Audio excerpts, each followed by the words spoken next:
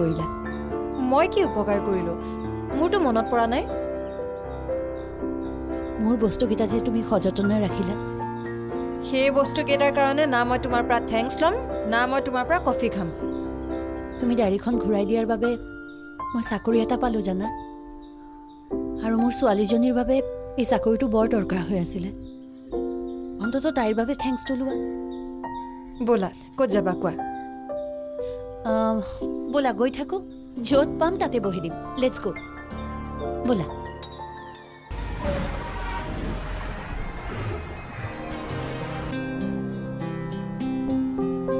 তুমি মোক ডায়েৰীখন ঘূৰাই নিদিয়া হ'লে মই একেবাৰে ফচি গ'লোহেঁতেন। তোমাৰ ডায়েৰীখন ইমান কি ডাঙৰ বস্তু যে তোমাক ফচি যোৱাৰ পৰা বচাই আনিলে?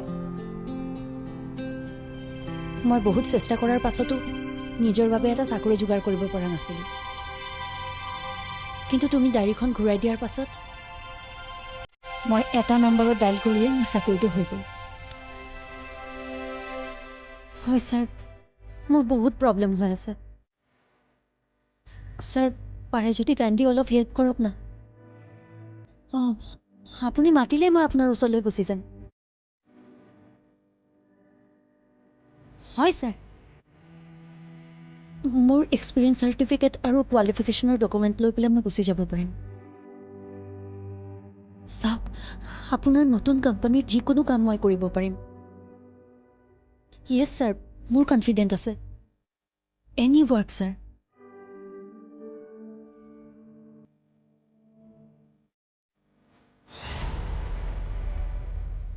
যিকোনো কাম? এনেকুৱা এটা কথা কৈ তুমি তেওঁক কি বুজাব বিচাৰিলা? মই কেৱল তেওঁক কামৰ কথাহে কৈছিলোঁ ভাস্বতী। চাপ্ৰাচীৰ পৰা আৰম্ভ কৰি GM লৈকে যিকোনো কাম কৰাৰ কেপাচিটি মোৰ মাজত আছে। সেয়াই মই তেওঁক বুজাব খুজিছিলোঁ। আৰু তেওঁ বুজি পালে বেলেগ। তুমি এনেকৈ ক'লে বেলেগ ধৰণেই বুজিব ন? মানুহে বেলেগ ধৰণে বুজাটোতো মোৰ প্ৰব্লেম নহয়। কিন্তু সেই বেলেগ ধৰণে বুজাবিলাকে তোমাক কিন্তু বিপদত পেলাব পাৰে মহুৱা। কি? মোক বিপদত পেলাব? এই মহুৱা ৰয় সিহঁতে বিপদত পেলাব। ইচ্ছা কৰিলে মই বহুত বাঘা বাঘা মানুহক বিপদত পেলাব পাৰোঁ। আফটাৰ অল সম্ৰাট চান্দালক ফোন কৰাৰ পাছত মোৰ চাকৰিটো হৈ গ'ল। WX লেডাৰ কোম্পানীৰ মালিক যিয়ে মোক চাকৰিটো দিলে, পাব্লিক ৰিলেশ্যনৰ ক্ষেত্ৰত। আৰু ৰিলেশ্যন বনোৱাততো মই এনেও ভাল। এইবাৰ চাকৰিটো ভালদৰে কৰিবানে? চিয়'ৰ, নিশ্চয় ভালকৈ কৰিম। মোৰ ছোৱালীজনীৰ দুমাহৰ স্কুল ফিজ দিব পৰা নাই। তাইক মই টিচাৰ্ছ ডে গিফ্ট দিব পৰা নাই। ইমান অভাৱত থকাৰ পাছতো যেতিয়া ৰেচপেক্টেড জবটো পাইছোঁ, মই ভালকৈ কৰিম। কিয় নকৰিম? বহুত ভালকৈ কৰিম চাকৰিটো। তোমাৰ ছোৱালীজনীৰ ভৱিষ্যতৰ কথা আছে নহয়। নোটবুকখন ভালদৰে ৰাখি থৈ তুমি মোৰ জীৱনত আৰু কিনিৰ বাবে কিমান উপকাৰ কৰিলা তুমি এবাৰ ভাবি চোৱাচোন। অন্ততঃ তাইৰ বাবে থেংকছ এটা লোৱা। তোমাৰ ছোৱালীজনীৰ কাৰণে তুমি ভালদৰে থাকা মহুৱা। তোমাৰ বাদে তাইৰ আন কোনো নাই। অন্ততঃ নিজৰ ওপৰত অত্যাচাৰ নচলাবা মহুৱা।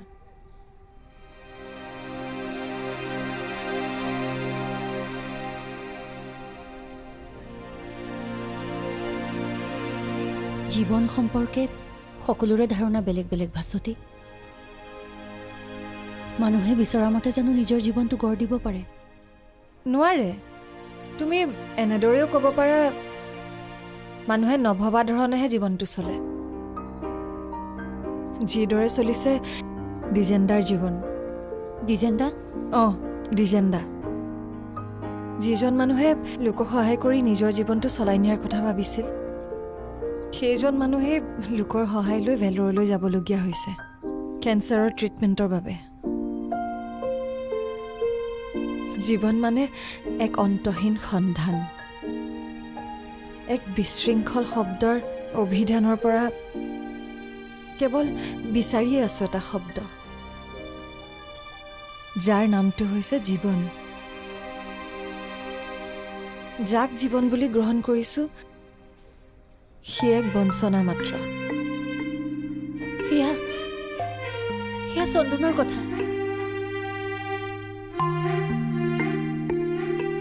এয়া তোমাৰ, মোৰ, দ্বিজেন্দা, চিন্ময়, মায়া সকলোৰে কথা।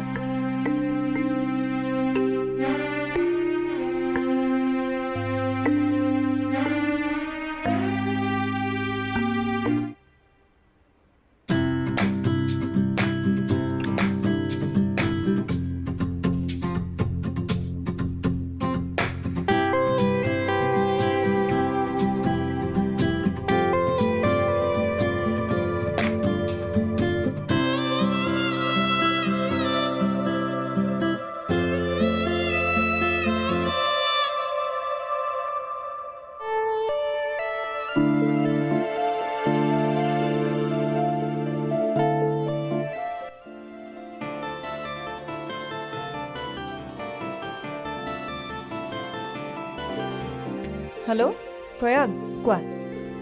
তুমি অফিচৰ পৰা ওলোৱা নাই যদি অকণমান ৰৈ দিয়া, মই তোমাক পিক আপ কৰি ল'ম। অফিচৰ পৰা ওলালোঁ, এই বেলেগ ঠাইত আছোঁ। তুমি অফিচৰ পৰা ওলালা নেকি? বেলেগ ঠাই মানে ক'ত আছানো? মই তোমাক পিক কৰিব পাৰোঁ। নালাগে দিয়া, তুমি ঘৰলৈকে যোৱা, মই গৈ আছোঁ। মই ফ্ৰেণ্ড এজনীৰ লগত আছোঁ। হ'ব দিয়া তেন্তে, তুমি আহিবা, মই গৈ থাকোঁ। তুমি গৈ ফ্ৰেছ হোৱা মানে ময়ো গৈ পাই যাম। হ'ব দিয়া।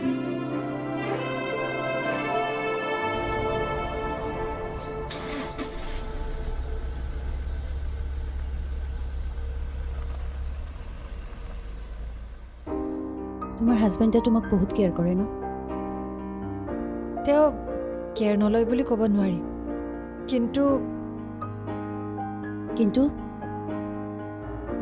কেতিয়াবা মোক অফিচৰ কামতকৈ কমকৈ গুৰুত্ব দিয়া যেন লাগে। নিজৰ কামত যেন তেওঁ অলপ বেছিকৈ ব্যস্ত। চন্দন কিন্তু তেনেকুৱা নাছিল জানা। সি কামৰ মাজতো মোকে বিচাৰি থাকে।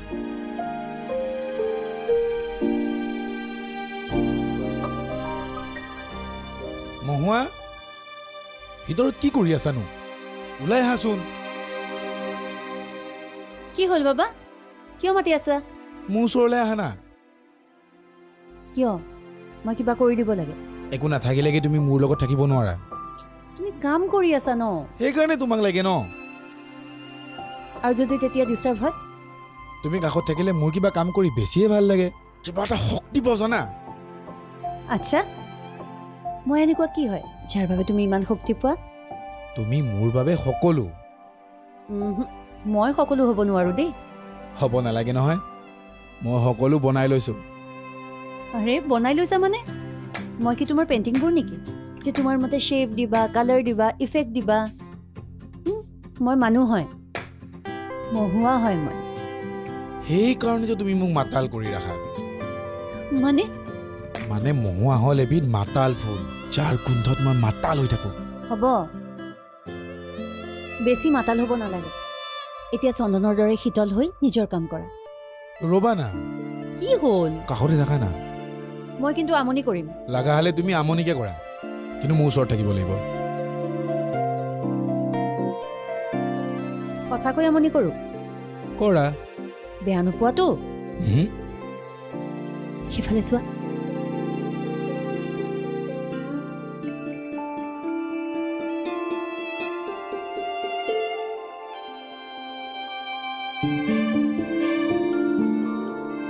এতিয়া ইফালে চোৱা।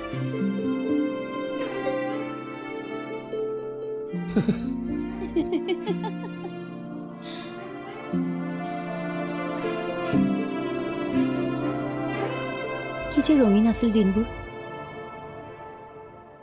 কিন্তু চন্দনে সেই সকলো ৰং লৈ গুচি গ'ল।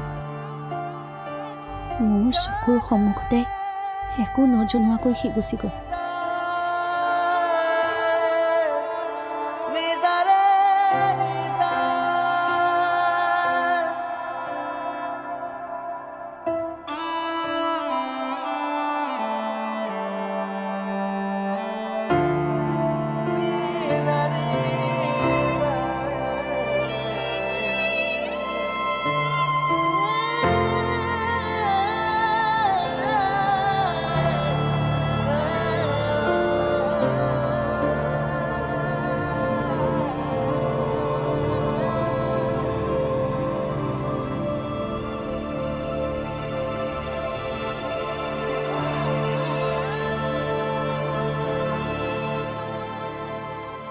তুমি লোকৰ দুখত কান্দিব পাৰা ভাস্বতী। সেইকাৰণে তোমাক মোৰ আপোন আপোন যেন লাগে। তুমি খুব এজনী সহজ সৰল ছোৱালী। বাৰু কোৱাচোন, এই বিজ্ঞাপনৰ কৃত্ৰিম জগতখনত তুমি কেনেকৈ আহিলা? কিয় আহিলা বাৰু? নিজকে প্ৰমাণ কৰিবলৈ আহিলোঁ। তুমি নোৱাৰিবা ভাস্বতী। কেনেকৈ জানিলা মই নোৱাৰিম বুলি? তোমাৰ কামৰ পৰা জানিছোঁ। যিজনী ছোৱালীয়ে এটা সামান্য কবিতাৰ বাবে এখন ডায়েৰী মাহৰ পাছত মই নিজৰ ওচৰত যতনত থৈ দিয়ে, মেনেজমেণ্টৰ বিৰুদ্ধে গৈ গীতা বৰুৱাৰ নিচিনা ছোৱালীক কাম দিয়ে, সেইজনী ছোৱালী এই জগতখনত থাকিব নোৱাৰে। গীতা বৰুৱাৰ কথা তুমি কেনেকৈ জানিলা? মই মহুৱা হয় ভাস্বতী, মহুৱা। এটা মাতাল ফুল।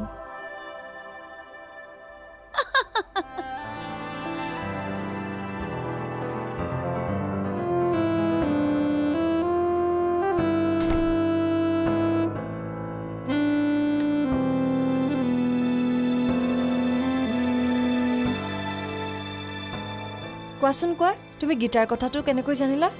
গীতাই কৈছে অ'। গীতাই কি বুলি কৈছে? গীতাই তোমাৰ বহুত প্ৰশংসা কৰিছে। তাই কৈছে তুমি বৰ ভাল ছোৱালী। তাইৰ কথাখিনি শুনি মোৰ সহায় কৰিবলৈ মন গ'ল। বাছ ইমানেই। কৃতজ্ঞতাবোধ যাৰ থাকিব তেওঁ তোমাৰ প্ৰশংসা কৰিবই। গীতাই মোক তোমাৰ কথা কৈছিল। তুমি বোলে তাইক বহুত সহায় কৰিছা। মোৰো তোমাৰ দৰে হৈছিল। গীতাক সহায় কৰি মই কিবা এটা আনন্দ পাইছিলোঁ। সেনেকৈ মই বহুতকে সহায় কৰিছোঁ। কিন্তু মোৰ হাতত যেতিয়া কাম নাছিল, বিষয়বাব নাছিল, তেতিয়া কিন্তু মোক কোনোৱে সহায় কৰা নাছিল। বেনাৰ্জীৰ গালি খাই তোমাৰ যিমান বেয়া লাগিল, তাতকৈ গীতাক কৰা সহায়খিনিৰ পৰা তুমি বহুত বেছি আনন্দ পালা, নহয়নে?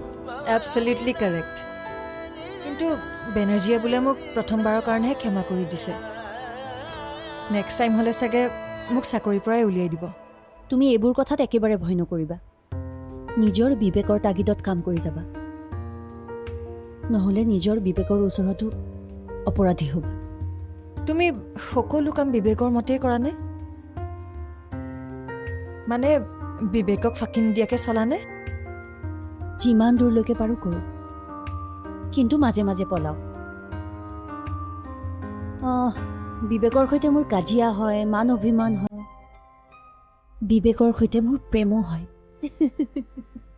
বিবেক মোৰ ভাল বন্ধুও হয়। তোমাৰ লগত কিন্তু কথাই নোৱাৰি দেই। জানা ভাস্বতী, কিছুমান কাম মই কৰি পেলাওঁ।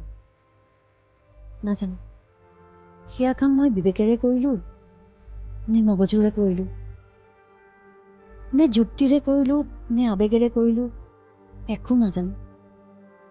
মই যেন বিবেক, মগজু, মন, শৰীৰৰ মাজত উৰি থকা এটা পেণ্ডুলামহে।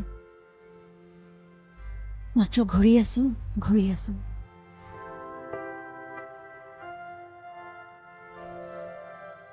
মাজে মাজে ক'ৰবাত ঠেকা খালে একোটা শব্দ হয়, একোটা ধাতৱ শব্দ, মেটেলিক চাউণ্ড। বোলা, তোমাৰ হাজবেণ্ড নহ'লে ঘৰ পাই তোমাৰ কাৰণে ৰৈ থাকিব। ৰ'ব দি, মইতো তেওঁৰ কাৰণে ৰৈ থাকোঁ। এটা কাম কৰোঁ দিয়ে, আমি গৈ গৈ কথা পাতি থাকিম।